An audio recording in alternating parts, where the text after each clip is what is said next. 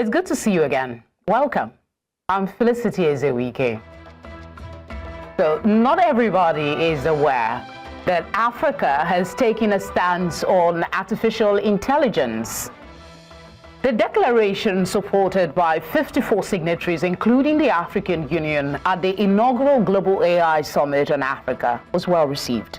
Experts say it is not just another regional framework, but a vision, a collective intent by African states to shape how AI is developed, deployed, and governed. But as Africa explores the opportunities and challenges of AI, it is crucial to consider the potential implications for economic growth, social development, and human well-being. The declaration highlights the potential benefits of AI, undoubtedly, but also raises concerns about job displacements, bias, and unequal access to technology. How can Africa balance the benefits of AI with the needs to protect citizens' rights and interests? What does it all mean for the continent's future? That is our focus in this first half. And my guest is the founder and chief executive officer, Qhala, Shikoh Gitau. She joins us from India. Thank you very much for giving us your time.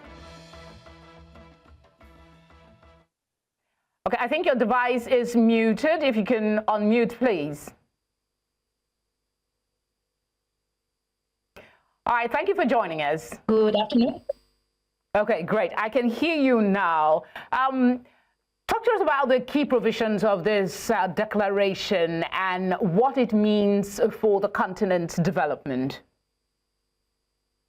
Thank you so much for having me this evening. I'm actually back in Kenya. I was in India yesterday. Oh, okay. So such is time. And for us, we're calling this an African AI moment. And we know they've been the first, second, and the third industrial revolutions, and this is the fourth industrial revolution where emerging technologies such as AI is a driving force towards the next type of civilization that the world is going to be having. And we know in the past, Africa has always been left behind because we didn't have one thing or the other. We didn't have mechanization, we didn't have enough talent, we didn't have enough roads. But this time we are almost at par in terms of exposure, which is why this is quite important for all of us as a continent.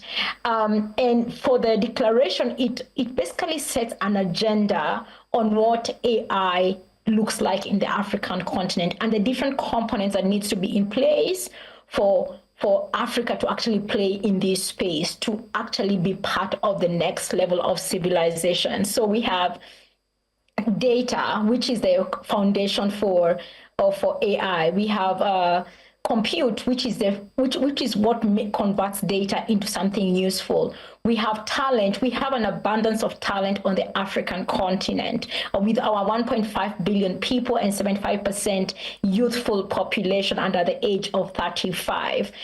We have the market itself. By 2050 will be a population of 2.5 billion. Even Sam Altman did mention that Africa is going to be the next frontier market for the world. It's the only remaining frontier market. That's what I always say. And finally, we need some investment in this space. And it's not just investment from outside, but investment from within the continent. So we are encouraging people from the continent to invest in this space. It's not hubris. It is not a buzzword. It's something that it's changing how life is going to be going forward. Yeah, the declaration does include a plan to launch $60 billion Africa AI Fund. You talked about exposure, that we are at par in certain degrees with other climes, but mechanization and infrastructure, where are we? Will this funding be adequate to address, because I mean, to run AI and technology, we do need infrastructure, don't we? Yes. So I mean, unfortunately, this is a place where we are playing catch up. It's not even catch up. We are starting off. So just a bit of numbers. Africa only has one one supercomputer, while other countries might say this is arguable. But if you look at the continent, and we have the Africa AI Maturity Index, and you will see we only have one supercomputer of note, and that is in Morocco. Yeah, there was a huge announcement around having one in every region in the next year or so by both the cassava team, but we know right now that the status at state of play, we only have one. We don't have enough. We only have less than 1% of the global data centers, but we have the most untapped data sets in the globe. Only 4% of data sets that are being used to train the models are coming from Africa. So we know there's lots of data that has not been even digitized, which is a huge challenge for us, and we need to be able to do that. The other thing is the more foundational infrastructure, electricity, mobile network connectivity, internet connectivity. All of these are prerequisites to what we need for AI. But for the argument here is usually between, is there going to be an AI, the way there's a digital divide, is there going to be an AI divide? There is going to be an AI divide, but unlike the digital divide where English was the primary determinant of using digital products like the internet, Facebook, and social media, what we have now is a technology that is bridging the language divide. The multimodal language, multimodal models are bridging the access one, because we can be able to listen and hear in our own language, yeah, and engage in our own language, which is something that has not happened in the digital age.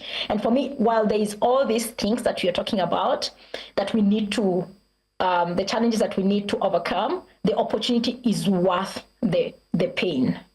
Yes, indeed. I mean, we'll come back to funding in a bit. The potential is huge. There is no question about that. You talked about untapped data. We need to mine these things. And for that to become reality, we need to know some of these things that we're doing. The declaration went as far as highlighting this, that our strength is the people. Human capital was at the center of the AI declaration. They're choosing to reimagine educational curricula, and this is going to include AI from early schooling to PhD level. What would that look like, say, in another 5 to 10 years, if we are able to, while we're working on the infrastructure, incorporate this to our education?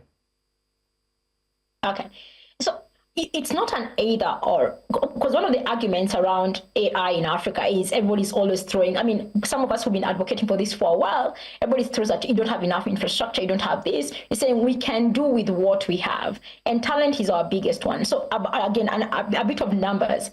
Africa needs about 5,000 PhDs in the next 3 to 5 years to be able to start producing some of these key knowledge pieces that are needed to play at that space.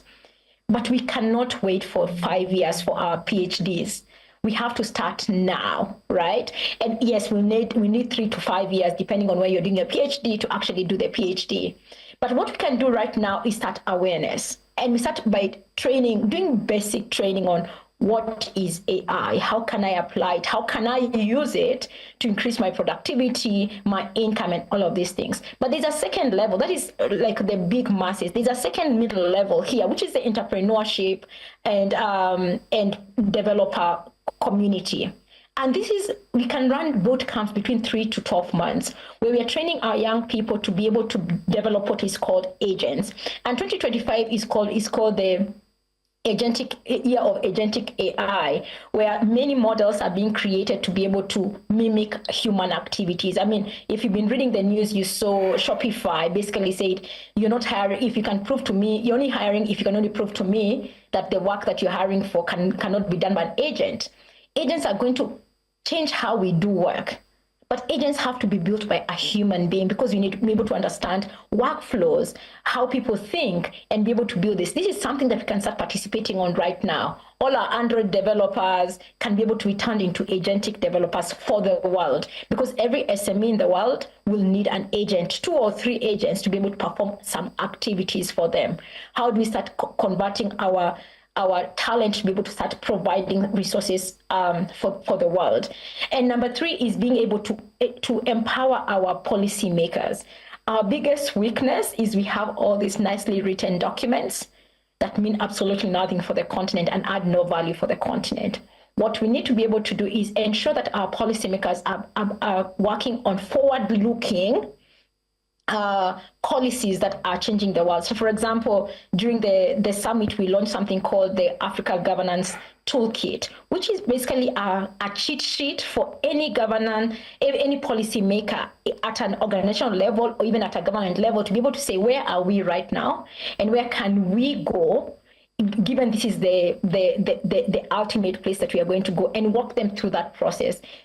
Being able to be well informed and structured in how we are approaching policy making and governance of the continent, because while we want to look at safety, we need to be able to encourage innovation for these young people to be able to thrive and flourish. Thank you. I mean, the more you speak, the more I'm wondering what would be the most important questions to be asking you now that will really benefit our viewers. The fact remains that we have young people who are, I mean, learning at a rate that is amazing to some millennials like us. But looking at where we are, there are concerns. People are still hesitant about embracing AI. So how does this declaration address issues of bias, fear of unemployment? Because that is one big concern. I mean, if AI, you can say, AI, I need this, and AI can just do the research for you. You don't need a researcher, for instance, anymore when AI can do it. So talk to this for us a bit. So, I mean, it's with good instance that people are afraid of AI. It is something new. I've been working on this for a while. Even I don't understand the full extent of where AI is going to be. But if we are to look historically at every single major technology, what it has done is it's wiped out lots of jobs. Let's look at the computer, for example. Yeah. It wiped out all typesetters, not copywriters, typesetters, the guys who used to make sure that your document is in good place, secretaries. It wiped out like a whole bunch of work, yeah? But I always say, if I'd been born in that era, I don't know what I'll be doing, because everything I do, even when I was doing my graduate school, the job I do right now did not exist. What I have is a skill set that I can transfer to a new paradigm. And that's what I like encouraging people, is that understand AI, understand it fully, immerse yourself into it, because AI is not going to take your job. It's the person who is using AI that is going to take your job. Yeah, and in Africa, and if you look at, there's this chart, I wish I'd shared it with you to show the viewers, that shows that the jobs that are going to be taken away by AI and the jobs that are not going to be taken away by AI. Most of the jobs in Africa are not going to be taken away by AI. Most of the jobs that we work on are not going, the creative, the empathetic work is not going to be taken away by AI. Because as somebody said, my colleague Rachel was saying today, was like, AI is an extension of who we are as humans. So we need to understand it so we can understand ourselves better. And that's why Africa needs to be playing at this point in time, because as AI is growing, it's not going to grow with understanding as Africa. And especially as Africa, I always give this example. When you're afraid about AI taking out our intelligence, Africa's intelligence is a communal intelligence. Think about it. When you're growing up, how many beatings did you get from your mother and the mothers around you? You were brought up by a village. You were schooled by a village. It's the village that formed you. Unlike maybe in the West, where intelligence is seen as the ultimate thing. Everybody is measured against their IQ. Here we measure ourselves against our community quotient. How am I perceived by my community? And by bringing this into this world, we are going to water down that fear of like, my intelligence is ultimately the best thing. There are other things to life more than this. And it's optimizing on what are the jobs that these other parts of life, like empathy, like care, like being creative, that we need to optimize on and become very good, and which we are already good as Africans. Yeah, for those that are afraid of upscaling or learning new things, they are going to have a difficult time. But the beautiful thing is AI is also going to help you learn if you're open to learning. There is an aspect, though. You're highlighting, I mean, the more I listen to you talk, the more I want AI now, right now, to begin to do things. But data is the most critical resource. And there is fear that AI will, similar to what we just talked about, Job, will take over and our data might not be safe. There is talk about Africa owning its own data and protecting its own data. But then you hear of governments to digitize key public data sets across sectors like health, education, and climate change. Immediately what comes to your mind is some of these sci-fi movies that you watch and you see a whole country, a whole state held captive because maybe there was a breach to infrastructure. How would you begin to address that? There is a policy framework. I think it's called the AU Data Policy Framework. Is that enough to talk to us about that framework and how we can address this concern, really? So when you think about data, you have to be able to balance between innovation and safety and security, especially when it comes to like sovereignty of nations and personal sovereignty. You know, when I hear about the word of sovereignty, I'm thinking we're talking about national sovereignty or regional sovereignty, but also the sovereignty of a human being as a person. I need to be able to know I own myself, right? And I own what I believe in, and it is interesting that you bring the sci-fi thing. Is Terminator is the one question that comes to mind. We run this, and we are coming to Nigeria actually. We run this AI 101 for policymakers, and the one thing that comes to mind is Terminator. We are going to be terminated. We are going to give up our data. They are going to know about us more than we know ourselves. Blah blah blah. That is a risk that we have to live with. Yeah. Because the alternative is not playing in this field and being left behind. Let me give you an example. Africa, the whole continent of Africa, with 1.5 billion people, has 3,000 pathologists. Let that sink in. In Kenya, for you to get a cancer diagnosis, it will take between 9 and 12 weeks. And you can imagine in those 9 and 12 weeks, you should be able to have gotten some form of solution to your sickness. The WHO recommends 2 to 7 days to be able to get a form of like positive cancer diagnosis. Many Africans are dying because of lack of these resources. AI is able to cut down this timing to a matter of hours, leave alone days. There's a startup here in Kenya, they call it Pathology Network, that is actually doing that. Yeah, I love, there's another startup in Nigeria that is doing ancestry knowledge. So all the things that you wanted to know about your generation is on a tap of a finger.